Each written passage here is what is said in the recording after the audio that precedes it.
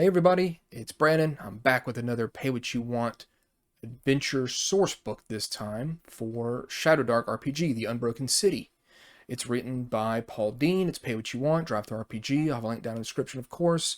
I like this cover art. You can see it's done by pencil. It's got some good characters going against a dragon. And yes, this has a dragon in it. So let's take a look. It's just a couple pages, but I think it's actually pretty neat. It's got some cool stuff going on for it. So the Unbroken City is an urban adventure setting, having been conquered 3 days prior by the red dragon Malthrax and her horde.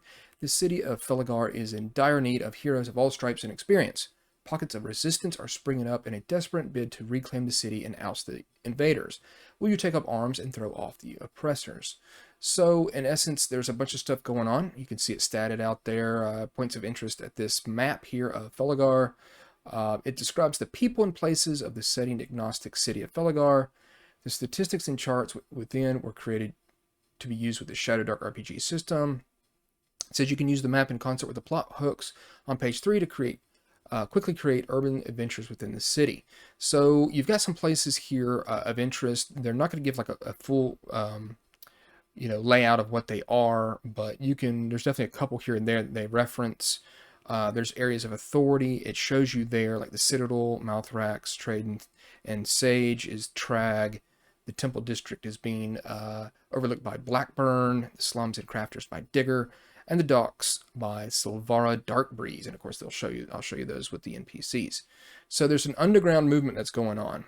They're motivated to liberate the city. Many of them have additional motivations that can inform about the sorts of quests they may give or even accompany the players on. So what's the general atmosphere? This place is covered in bloodstains, overturned wagons, ruined barricades. Entire alleyways are blasted by dragon fire. There's charred bodies everywhere. And it's filled with her horde.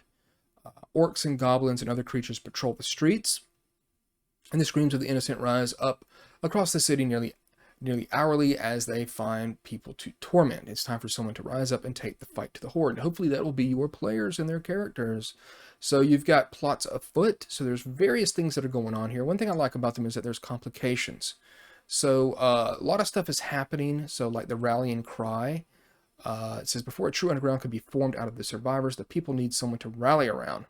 When Malthrax first arrived in the city and a semblance of order was established, she executed the ruler of the city, Lucius Stormrider, to break the people's will. Rumors have been circulating that Emma Stormrider, the daughter of the late ruler, yet lives. If she were to be presented before the people, we may see more people willing to rise up against Malthrax. And then there's a complication.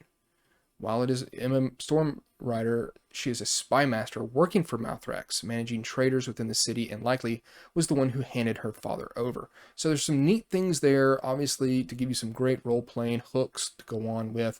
This Shield of the Dragon Slayer is pretty neat.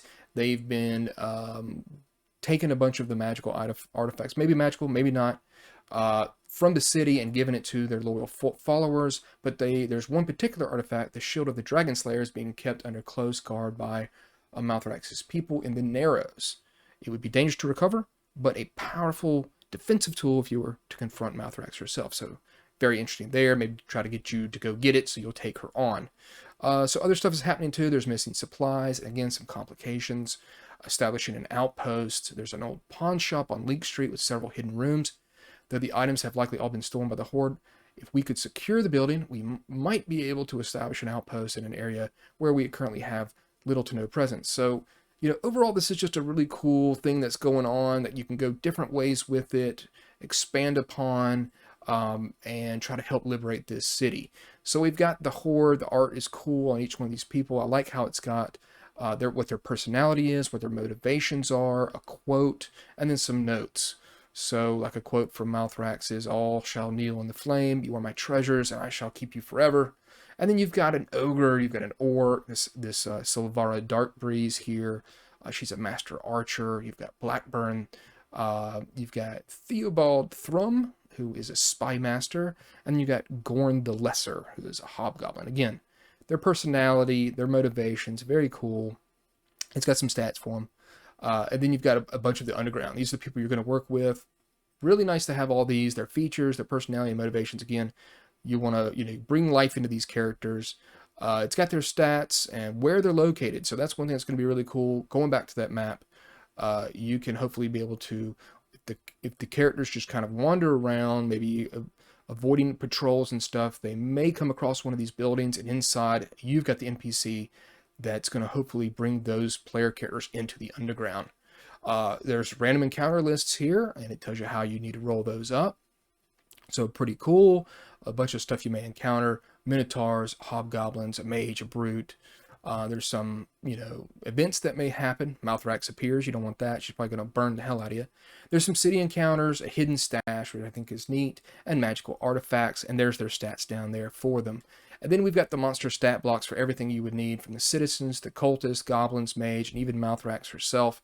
An ogre, an orc, a spy, and a wolf. And then you've got some additional charts here.